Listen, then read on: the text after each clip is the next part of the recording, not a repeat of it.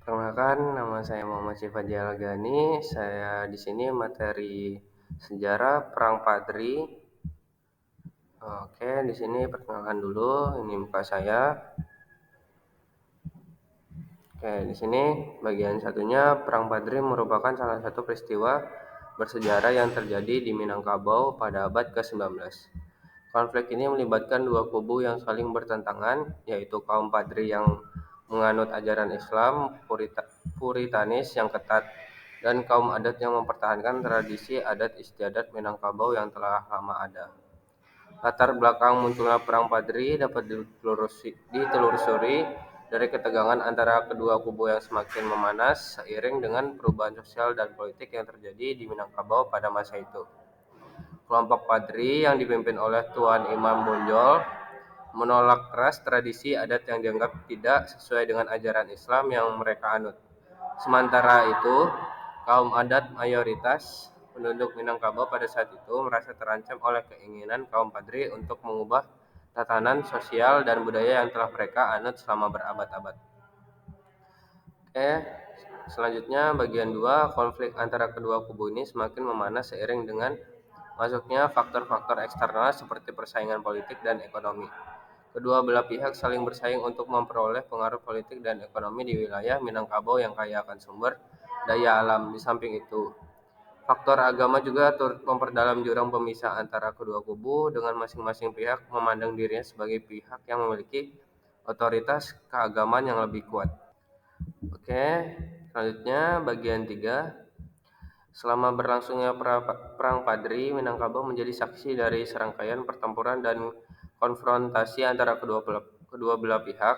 Pertempuran-pertempuran tersebut terjadi tidak hanya di darat tetapi juga di laut dengan pihak Padri berhasil mendirikan kerajaan-kerajaan Islam di berbagai wilayah Minangkabau.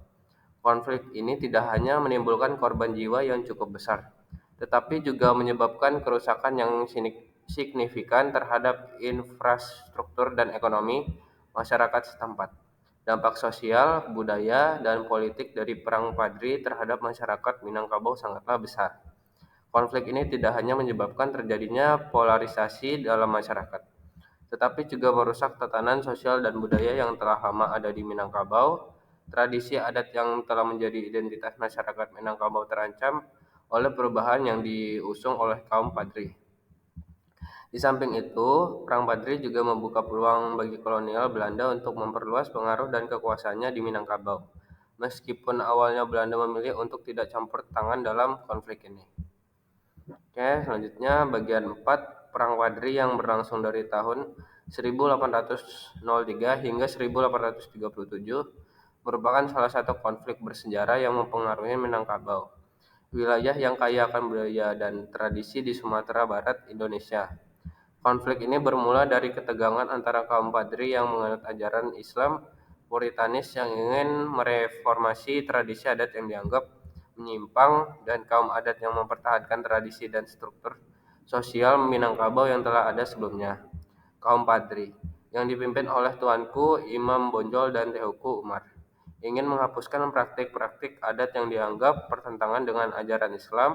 Mereka menyerukan perubahan dalam berbagai aspek kehidupan masyarakat Minangkabau, termasuk dalam sistem pemerintahan, hukum, dan budaya. Sementara itu, kaum adat yang mayoritas penduduk Minangkabau menolak keras campur tangan kaum Padri dalam urusan adat dan kehidupan mereka.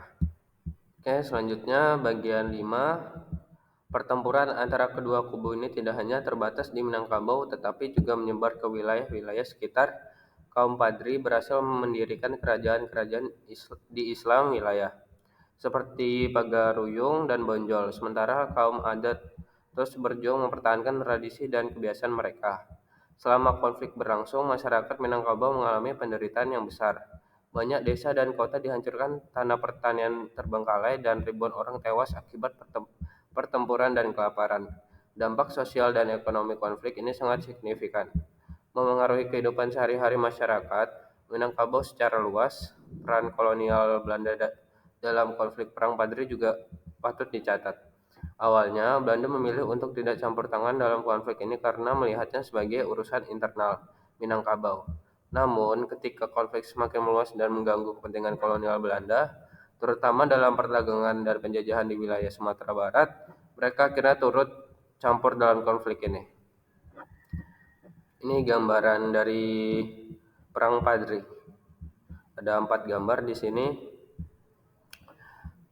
Oke, di sini selanjutnya bagian 6, Perang Padri berakhir pada tahun 1837 setelah pasukan Belanda berhasil mengalahkan dan menangkap Tuanku Imam Bonjol, salah satu pemimpin utama kaum Padri. Meskipun perang berakhir, konflik antara kaum Padri dan adat meninggalkan luka yang dalam sejarah dan budaya Minangkabau, serta memengaruhi dinamika sosial dan politik di wilayah tersebut hingga saat ini. Selain ketegangan antara kaum Padri dan adat, Perang Padri juga dipengaruhi oleh faktor-faktor eksternal yang memperburuk konflik tersebut. Salah satu faktor utama adalah peran Belanda dalam mendukung salah satu pihak konflik. Awalnya Belanda cenderung untuk tidak campur tangan dalam konflik ini karena melihatnya sebagai urusan internal Minangkabau.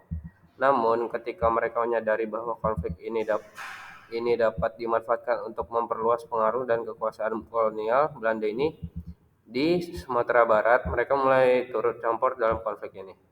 Belanda memberikan dukungan militer dan logistik kepada kaum adat, sementara mereka juga menjalin hubungan diplomatik dengan beberapa pemimpin Padri untuk kepentingan mereka sendiri. Oke, selanjutnya bagian 7. Selain itu, Perang Padri juga dipengaruhi oleh dinamika politik dan ekonomi regional wilayah Minangkabau. Dengan sumber daya alamnya yang kaya, menjadi incaran berbagai kekuatan eksternal yang ingin menguasai dan mengendalikan perdagangan di wilayah ini. Persaingan politik antara kekuatan lokal dan kekuatan asing seperti Inggris dan Belanda juga memperburuk konflik internal di Minangkabau. Dampak Perang Padri tidak hanya dirasakan oleh masyarakat Minangkabau, tetapi juga oleh wilayah-wilayah tetangga di Sumatera Barat.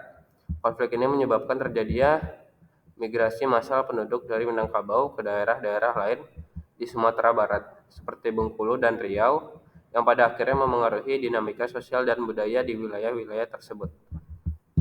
Oke, selanjutnya bagian 8, Perang Padri juga memperkuat identitas dan kesatuan nasional di antara masyarakat Minangkabau.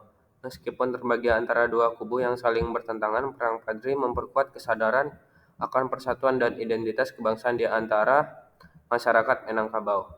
Perjuangan melawan penjajahan Belanda dan ketegangan internal antara kaum Padri dan adat menjadi bagian penting dalam pembentukan identitas nasional Indonesia. Dengan demikian, Perang Padri bukan hanya merupakan sebuah konflik lokal antara dua kubu di Minangkabau, tetapi juga merupakan bagian dari dinamika politik, ekonomi, dan sosial yang lebih luas di wilayah Sumatera Barat dan Indonesia pada masa itu. Konflik ini tidak hanya memengaruhi kehidupan masyarakat Minangkabau, tetapi juga memiliki dampak yang signifikan terhadap sejarah dan perkembangan sosial politik di Indonesia secara keseluruhan. Di sini kesimpulannya adalah Perang Padri sebagai salah satu peristiwa bersejarah di Minangkabau pada abad ke-19 menjadi cerminan dari kompleksitas dinamika sosial, budaya, dan politik yang terjadi pada masa itu. Konflik antara kaum Padri yang menganut Islam Puritanis dan kaum adat yang mempertahankan tradisi adat istiadat mencerminkan ketegangan dalam transformasi sosial yang sedang berlangsung di Minangkabau. Faktor-faktor eksternal seperti campur tangan Belanda dan persaingan politik regional turut memperburuk konflik tersebut. Dampaknya tidak hanya terasa secara lokal di Minangkabau, tetapi juga meluas ke wilayah tetangga dan memperkuat kesadaran akan persatuan nasional di Indonesia. Perang Padri menegaskan kompleksitas sejarah dan identitas bangsa Indonesia serta menjadi bagian penting dalam perjalanan menuju kemerdekaan. Oke, cukup itu saja. Sekian, terima kasih.